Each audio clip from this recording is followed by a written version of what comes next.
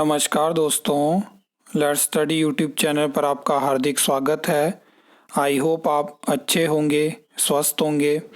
इस वीडियो में हम हिमाचल प्रदेश में असिस्टेंट स्टाफ नर्स भर्ती से जुड़े जो 2 कोर्ट केसेस थे उनके बारे में हम डिटेल में बात करेंगे। और यहाँ पे मैं आपको बताने वाला हूँ कि क्या आपको रिज़ल्ट देखने को मिलेगा, क्या जो पहले पोस्ट कोड हुआ था उसका एग्ज़ाम भी आपको देखने को मिलेगा, क्या क्या चीज़ें होने वाली हैं, हम ओवरऑल बात करने वाले हैं। क्योंकि पिछले कल शाम को मैंने एक वीडियो अपलोड करी थी और उसमें एक कोर्ट केस में जो हमें जजमेंट देखने को मिली थी ऑलरेडी मैंने डिस्कस करी थी। और मैंने आपको बताया था कि जो सबसे पहले केस हुआ था उसकी जजमेंट जैसे ही हमें देखने को मिलेगी, पीडीएफ आएगी तो आपके साथ मैं उसको शेयर करने वाला हूँ। तो टोटल 2 केसेस हुए थे असिस्टेंट स्टाफ नर्स भर्ती पे। सबसे पहले हम एक जजमेंट को देखते हैं जिसके बारे में हमने पिछले कल बात करी थी।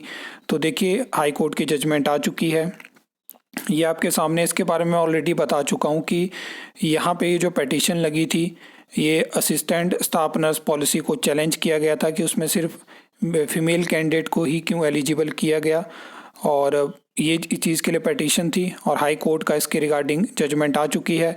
आपने देखा होगा कि 31 मार्च को राज्य चयन आयोग हमीरपुर की तरफ से 2 अलग अलग जो है वो नोटिस हमें देखने को मिलते हैं। पहले क्या होता है, एक नोटिस आता है जिसमें कि 30 मार्च को जो नोटिफिकेशन आई थी जिसमें कि बताया गया था कि जो असिस्टेंट स्टाफ नर्स की वैकेंसी 25,026 पोस्ट कोड था उसमें दोबारा से लिंक को एक्टिव किया जाएगा। तो 31 मार्च को सबसे पहले उसको विड्रॉन किया जाता है।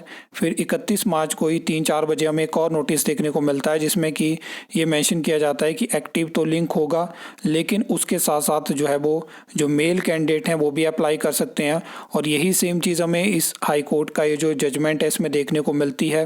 हाई कोर्ट ने कहा है कि जो 2025 की 7वीं एडवर्टाइजमेंट थी यानी असिस्टेंट स्टाफ नर्स की थी 25,026 पोस्ट कोड, तो उसमें मेल कैंडिडेट को एलिजिबल किया जाएगा। लेकिन जो 2026 में 26,004 पोस्ट कोड एडवर्टाइज हुआ था असिस्टेंट स्टाफ नर्स एलोपैथी का, जिसमें कि बाद में नई पोस्ट ऐड होती है, टोटल 508 वैकेंसी बनती है और उसमें एग्ज़ाम भी कंडक्ट हो चुका है। तो ये जो है वो प्रोसेस में एग्ज़ाम कंडक्ट हो चुका है, लेटेस्ट स्टेज में है। तो यहाँ पे अब जो है वो मेल कैंडिडेट को अलाउ नहीं किया जा सकता है। तो ये जजमेंट है उसमें। अब यहाँ से मैं आगे आपको बता देता हूँ कि उसमें आपको रिज़ल्ट देखने को मिलेगा। अब कोई अड़चन नहीं है, स्क्रीनिंग टेस्ट रिज़ल्ट वहाँ पे आएगा और डायरेक्ट आपको पता है कि रिज़ल्ट आएगा। उसके बाद क्या होगा, डॉक्यूमेंट वेरिफिकेशन होगी, फिर उसके बाद फाइनल रिज़ल्ट आएगा जिसके साथ आपको कट ऑफ देखने को मिलेगी स्क्रीनिंग टेस्ट की, डॉक्यूमेंट वेरिफिकेशन की। उसके बाद सबका जो ओवरऑल मार्क्स होंगे सभी के जिन्होंने एग्ज़ाम दिया था वो भी देखने को मिलेंगे। आपका क्या रॉ स्कोर है, क्या नॉर्मलाइज स्कोर है, सब कुछ चीज़ें आपको देखने को मिलेंगी। तो ये पहली जजमेंट हमने बात कर ली। अब दूसरी जिसके बारे में हमने पिछले कल बात नहीं करी थी तो उसकी भी पीडीएफ आ चुकी है। और यहाँ पे मेन चीज़ ये है कि ये सबसे पहले केस हुआ था और इसमें 2 चीज़ों की रिगार्डिंग पिटीशन थी। एक थी कि जो एज लिमिट थी, क्योंकि आप जानते हैं कि उसमें 32 रखी गई थी एज लिमिट जब स्टार्टिंग में असिस्टेंट स्टाफ नर्स की वैकेंसी आती है। और दूसरी कंडीशन थी कि 5 साल के लिए ही क्यों।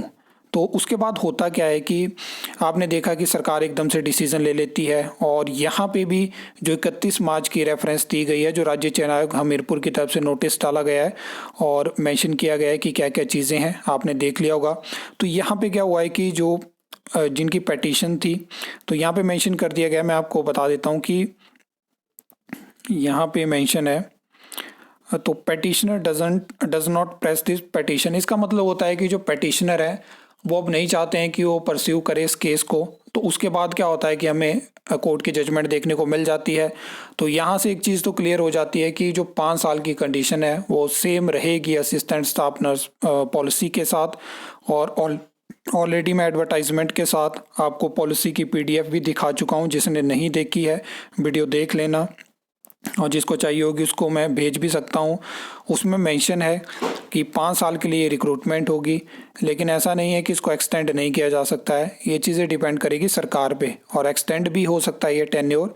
तो इस तरह से अब जो है वो हिमाचल प्रदेश में जो एंगेजमेंट बेसिस भर्तियां हैं वो आपको फ्यूचर में बहुत सारी देखने को मिलेगी, जिसमें फ़िक्स सैलरी होती है, फ़िक्स टेन्योर आपका रहेगा, टेस्ट के माध्यम से भर्ती होगी, राज्य चयन आयोग हमीरपुर के माध्यम से भर्ती होगी। तो ये दोनों केसेस थे, दोनों केसेस में जजमेंट आ चुकी है।